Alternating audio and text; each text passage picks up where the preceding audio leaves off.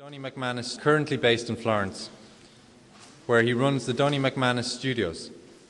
Before moving to Italy in 2008, he was the founder and director of the Irish Academy of Figurative Art in Dublin.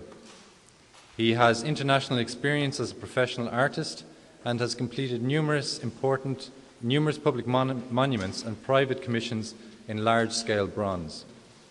The theology of the body has played an important role in the development of Mr. McManus's work, since he came across it while a student at the New York Academy of Art. It became for him a fundamental foundation for his philosophical and theological approach to his visual language, and while based in Dublin, he facilitated several theology of the body study groups. Mr. McManus will speak about the theology of the body and art, an exploration of the proper ethos of the body in works of art, and about creating a climate favourable to purity. So we welcome Dony McManus to talk to us.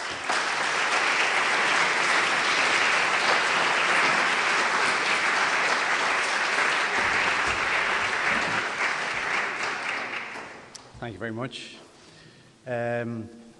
Just a small brief introduction.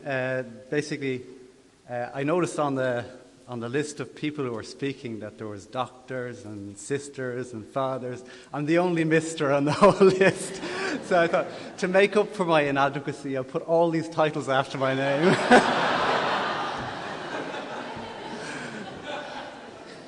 But on top of that, they really exist. It's not my primary school and secondary school. So, underneath here, at the very bottom, you'll notice that I've made a very specific delineation. What I'm going to show in this slideshow is basically just John Paul II. Later on, there's something which will be entitled an art exhibition, which really will be a slideshow of my work here, because nearly all my work is in permanent sites about the world. So it's hard to transport all these bronzes here, so it's practically impossible. So what I've decided to do is to do a slideshow and put all this stuff together. So this talk is just on John Paul II. And to make it as clear as possible what's John Paul II and what's me, what I've done is, as you see on the bottom there, all the normal and bold print are direct quotes from the Theology of the Body by Pope John Paul II. And the italics and notes are notes, paraphrases, and grammatical links made by myself. So just to make it flow better. All right? So just to start, there's 22 points in this talk. And I did it so that it would fit on both sides of an A4 sheet. So, but unfortunately, we didn't get to photocopy them beforehand. So those who are interested, I'll leave that there, and they can photocopy after if they want. Okay, so just to start off, the first thing I'm going to be dealing with is I'm going to use this image throughout the whole slideshow, which is an image of a sculpture by Canova in the Villa Borghese, the Galleria Borghese in Rome, and it's a neoclassical sculpture. And that's the sculpture there, and this is a photograph of a lady in a similar type of pose. And what I've done is, this will become evident why I have a photograph of a sculpture and a lady together, because it clarifies a number of the points that I'll be going through. So the first point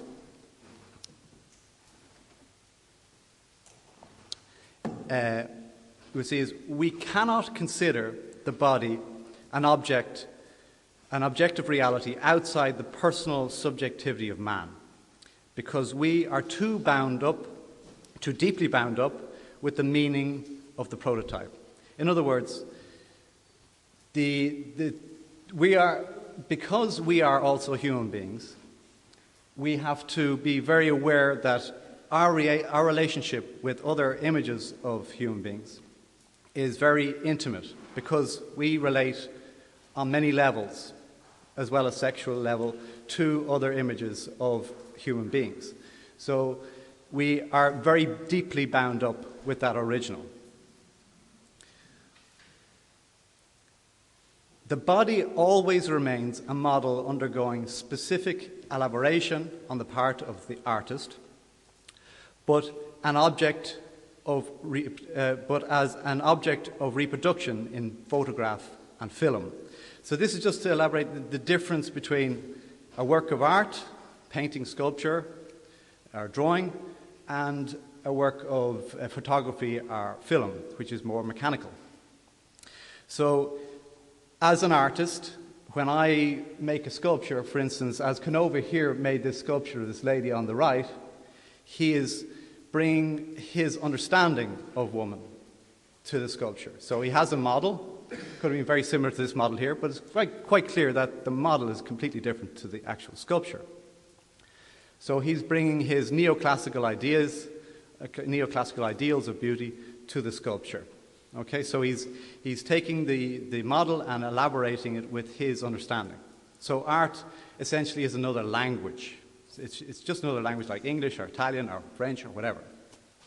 So the most important thing is to understand art. In order to understand the art of different traditions and different cultures, you must understand the philosophy and theology of those cultures, the thought, because all language comes from thought, including the visual language. So here you see very clearly, you see the sculpture is elaborated by the artist, and this is also a photograph. We're looking at a photograph, and this photograph is of a lady sitting down. And this photograph has limited artistic ability because it's mechanical and it's not processed as much as the artist processes the model through his elaboration through clay or marble or paint. Okay? Artistic production is going outside the original and, for the body, its specific configuration of interpersonal donation. Taking possession, which does not mean that the human body in its nakedness cannot become a subject of a work of art, but only that this problem is not purely aesthetic nor morally indifferent. So essentially what's happening is that the specific configuration of interpersonal donation is the proper place for the human body. But in artistic production, it goes outside of that specific relationship between the spouses. So it's taking possession of the body in a different way. Now, this doesn't mean that we cannot use the body in art, but it does mean that we have specific. It's not just limited to aesthetic aspects. It's not limited to how beautiful it is or how ugly it is, but it also has a moral aspect. So we have to realize the moral power, the moral potential of the body. Refining personal human sensitivity is certainly a factor and fruit of culture. That original shame, known already from the first chapters of the Bible, is a permanent element of culture and morals. It belongs to the genesis of the ethos of the human body.